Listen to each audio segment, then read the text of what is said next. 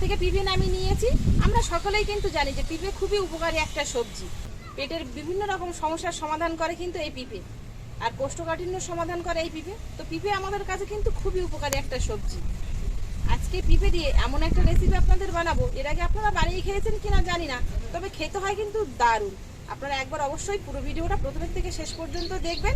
আশা করছি আপনাদের ভালো লাগবে, আপনারা বাড়িতে বানিয়ে খেতে পারবেন। খুব সহজে কিন্তু বানানো যায় এই রেসিপিটা। এই রেসিপিটা বানানোর জন্য পিঁপেটা আগে কেটে নেব, প্রথমে খোসাটা ছাড়িয়ে। আমি কি কাজ করছি, ও বসে বসে চুপচাপ শুধু দেখছে। ঘরে তো কারেন্ট নেই, সেই জন্য অন্ধকার হয়ে যাবে, তাই আমি বাইরে চলে এসেছি ভিডিও বানাতে। এবার পিঁপেটা কেটে নেব। বটিতে কাটা যাবে না, কারণ বটিটা একটু বেঁকানো, তো সেই জন্য। আর পিঁপেটা অনেকটা বড়, তাই এখানে ছুরির সাহায্যে প্রথমে আগে ছোট ছোট করে টুকরো করে নেব।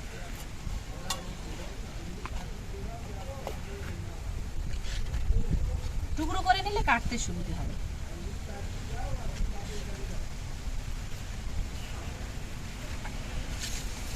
এবার বটিতে ভালো রকম কাটা যাবে। প্রথমে একটু মুখের দিকটা এইভাবে ঘষা দিলে মুখের একটা আটা থাকে, সেই আটাটা একটু তিতকুড়ি মতো লাগে, তো সেই আটাটা বাদ দিয়ে দিতে হবে। এবার একদম এরকম ডিপ করে খোসাটা ছাড়িয়ে নেব। সবুজ অংশটা যেন না থাকে, সাদা অংশটাই দরকার। একটু ডিপ করে এরকম সবুজ অংশটা বাদ দিয়ে দেবেন। অপর সাইডের খোসাটা ছাড়িয়ে নিয়েছি। এবার ভেতরে এই যে একটু এরকম মতো আছে না, এটাকে কি বলে, যাই হোক ভোঁয়া মতো, সেই ভোঁয়া মতোটা একটু এইভাবে ভালো করে ছুরির সাহায্যে কেটে ফেলে দেবো। এবার পিঁপেটা ঝিরিঝিরি করে কেটে নেবো, একদম যেরকম সরু সরু আলু ভাজা বানানো হয় ঠিক সেরকম ঝিরিঝিরি করে কেটে নেবো। আপনাদের কাছে মোটা গ্রেটার থাকলে সেটা দিয়েও গ্রেট করে নিতে পারেন, তাতেও হবে। একদম পাতলা করব না, একটু মোটা রাখবো। দেখুন ঠিক এরকম করে নিয়েছি, আর এরকম লম্বা লম্বা রাখবেন, তাহলে ভালো হবে।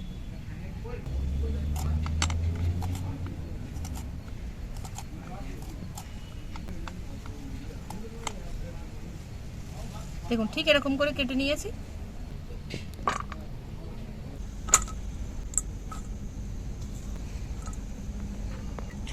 আর সবগুলো কিন্তু এরকম একইভাবে কেটে নিয়েছি, তবে দুটোরটা একটু 19-20 হলেও ওতে অসুবিধে নেই।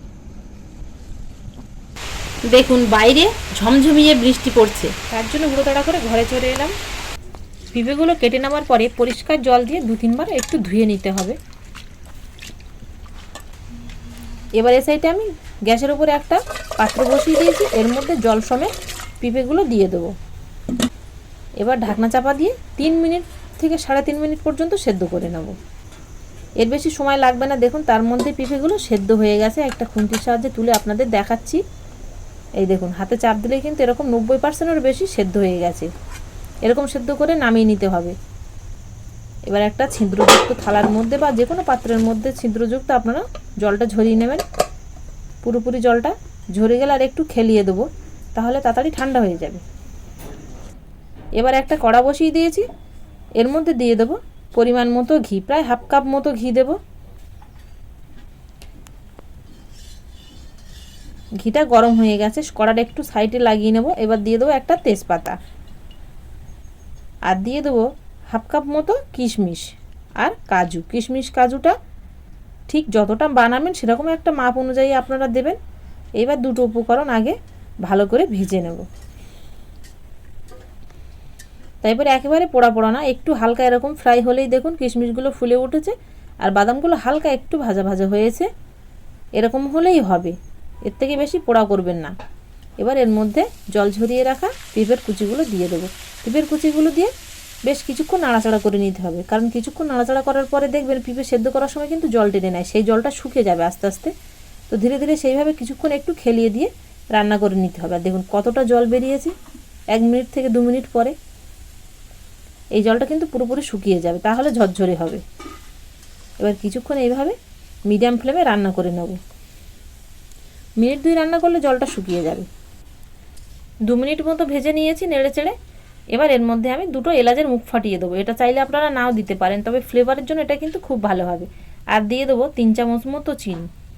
চিনিটা কম বেশি করাও যাবে, তাতে কোনো অসুবিধে নেই। এবারে চিনিটা গলে যাওয়া পর্যন্ত বা গলে যাওয়ার পরে শুকিয়ে যাওয়া পর্যন্ত আরও 2 মিনিট নাড়াচাড়া দিয়ে ভেজে নেবো। মাঝখানে এক চিমটি পরিমাণ লবণ দেব। লবণটা আপনারা অবশ্যই দেবেন, তাহলে দেখবেন একটা আলাদা স্বাদ আসবে। এবার কিন্তু পুরোপুরি জলটা শুকিয়ে গেছে আর দেখুন এরকম ঝরঝরে হয়ে গেছে। আর পেঁপে থেকে কিন্তু ঘি ছেড়ে দিয়েছে। পেঁপেটা রান্না করার সময় একদম খুন্তির কোনো চাপ দেবেন না, স্লো স্লো করে খুন্তিটা নাড়াচাড়া দেবেন, তাহলে পেঁপের কুচিগুলো গোটা থাকবে, একদম ভাঙবে না।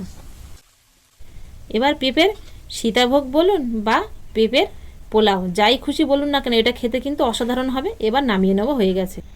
সকালের ব্রেকফাস্টে এটা আপনারা বানিয়ে খেতে পারেন। আর নইলে কিন্তু যখন খুশি যদি একটু মিষ্টি কিছু খেতে ইচ্ছে হয় বা তার মধ্যে হেলদি থাকে, তাহলে আপনারা একবার পেঁপে দিয়ে এই পোলাও বা সীতাভোগ এটা বানিয়ে খেতে পারেন। দেখবেন অসাধারণ খেতে হবে, যেমন টেস্টি তেমন আপনাদের হেলথের কিন্তু কোনো ক্ষতি হবে না। এবার দেখুন পেঁপেটা এই হাতের সাহায্যে চাপ দিচ্ছি, দেখুন পেঁপেটা পুরোপুরি কিন্তু সেদ্ধ হয়ে গেছে, তবে কিন্তু গোটা গোটা আছে পেঁপেগুলো। আর দেখতে দেখুন কতটা লোভনীয় লাগছে। আপনারা একবার বাচ্চা থেকে বড় সকলকে বানিয়ে দিয়ে দেখুন। সকলের যদি পছন্দের রেসিপি না হয় তাহলে আমাকে কমেন্টে জানাবেন। আর লাইক করতে ভুল করবে না, ভালো লাগলে প্লিজ